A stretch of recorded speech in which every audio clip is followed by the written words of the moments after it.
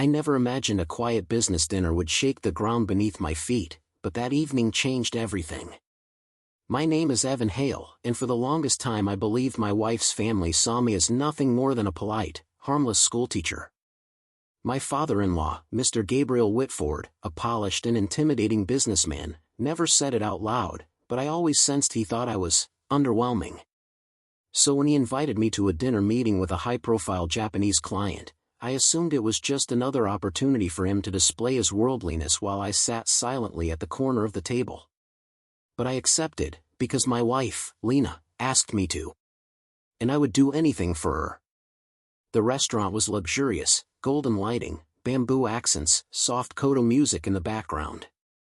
I took my seat quietly beside Gabriel, who looked immaculate as always, whereas I felt painfully ordinary in my simple navy suit. Across the table sat the Japanese client, Mr. Rinji Sakamoto, a man with kind eyes and an air of subtle authority. The moment he began speaking, my instincts automatically kicked in. I understood every word. After all, I spent 5 years teaching in Kyoto before returning home. But Gabriel didn't know that part of my past. He had never asked, and I never bothered to explain. So I stayed quiet, and pretended I didn't understand. But before the conversation got deep, here's a small reminder: if you're enjoying the tension and mystery building up here, make sure to show some love. Like this story so it can reach more people who love emotional twists. The dinner started with pleasant formalities. Gabriel and Rinji exchanged introductions, compliments, and small talk, some of which wasn't entirely flattering for me.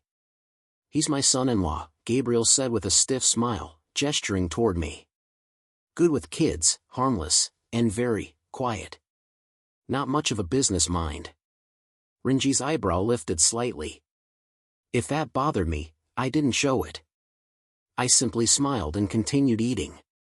They shifted seamlessly into Japanese, Gabriel using a handful of memorized phrases to impress the client, while Rinji replied politely. I kept listening in silence. Then the tone changed. Sakamoto lowered his voice a little and said something softly to Gabriel in Japanese. A simple sentence. But it slammed into me like a blow. "You don't understand the man your daughter chose, do you?" Gabriel chuckled awkwardly, not fully understanding, and replied in broken Japanese that didn't make sense. But Sakamoto continued, more serious this time. "He is quiet, but he is not weak. There is strength in his silence." I froze. No one had ever described me like that, not even Lena. My chest tightened, not with fear, but with something I hadn't felt in a long time: validation. Then it happened. Rinji sighed gently and added, "Actually, I may know who he is." My heart stopped. Know who I am? That was impossible. I had changed my entire life after Kyoto. I buried my past. I built something new. I promised myself I'd never go back. But the next line shattered the quiet shell I'd lived in for years. "He has the same eyes as the teacher who saved my younger brother during the Kyoto earthquake." My fork slipped from my hand. Gabriel looked at me sharply. "Evan? Something wrong?" I swallowed hard, trying to steady my breath. But inside, memories burst open like a dam: screams, dust clouds, trembling buildings, the young boy I pulled from the rubble. I never wanted recognition for it. I never wanted that day to resurface. But here it was, staring back at me across a glossy wooden table. Before I could gather myself, Rinji looked directly at me for the first time, not casually, not politely, but knowingly. "Are you that teacher?" I couldn't answer. Not yet. Not with my father-in-law watching. Not with the past roaring back into my present. The silence was suffocating. But if you were sitting at this table, would you want Evan to reveal the truth or keep the past buried? Comment below, should he confess his identity or stay silent for now? My heartbeat thundered so loudly it drowned out the restaurant's music. The world felt painfully small. Rinji's eyes softened, as if he already knew. Gabriel looked between us, confused, irritated, suspicious. And somewhere between panic and clarity, I realized. This dinner wasn't about business at all. It was about who I truly was, and whether I was ready to stop pretending. I opened my mouth, but the words wouldn't come. Before I continue, I want to know something. Type the word truth in the comments if you believe he should reveal everything. My pulse hammered in my ears as the quiet between us stretched thin. Gabriel's gaze kept darting between me and Renji, suspicion swirling in his expression. For years, he'd believed I was nothing more than a mild-mannered schoolteacher who blended into the background. He liked that about me, because it made him feel superior. But now the silence felt different. Heavy. Loaded.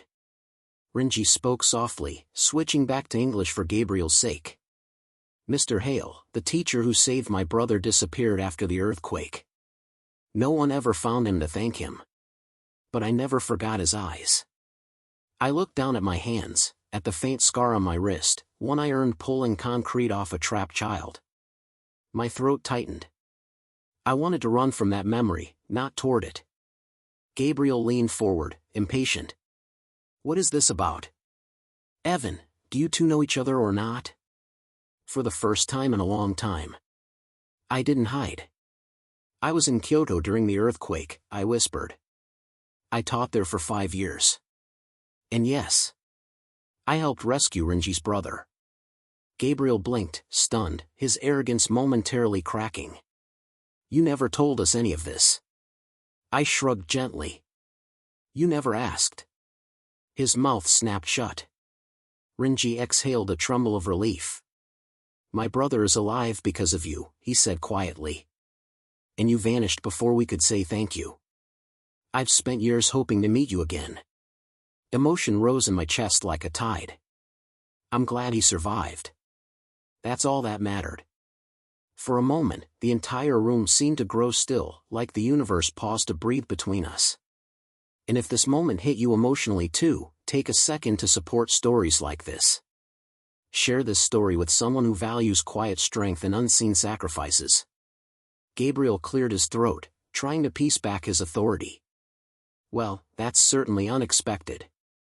Evan, why didn't you ever tell Lena? Your wife deserved to know. She knew, I said softly. But I didn't want it to define me. Renji smiled warmly. Humility is rare in this world, Mr. Hale. Gabriel straightened, insulted by the comparison. I'm humble. Renji tilted his head. Are you? The silence said everything. Gabriel's face stiffened with discomfort, realizing how small he suddenly looked in front of his client. But for the first time, I didn't feel the urge to shrink to make him comfortable. Instead, I looked directly at him. At this table, you wanted me to be invisible, I said. But sometimes the people you overlook have stories you never imagined. Gabriel swallowed hard, unable to respond. Renji nodded approvingly. Strength isn't always loud. Sometimes it's silent, but unbreakable. A strange, unfamiliar confidence settled in me, a warmth I hadn't felt in years. I'd spent so long dimming myself down to avoid conflict, to keep peace, to not appear boastful. But now, sitting under the warm restaurant lights, I felt seen. Truly seen. If you're still reading, I want your voice too, because stories aren't just told, they're felt. Comment below, what did this moment make you feel? One word or a full thought, your perspective matters. The waiter approached with dessert menus, but Renji waved him off gently. I have a proposal, he said, folding his hands on the table. Gabriel perked up immediately, assuming it was business-related. But Renji turned his attention to me instead. I run a foundation in Kyoto that supports children affected by natural disasters. We need someone who understands their pain, someone who's lived it. Would you consider joining us as an advisor? My breath hitched. Are you serious? Completely, he said. Your experience is unique.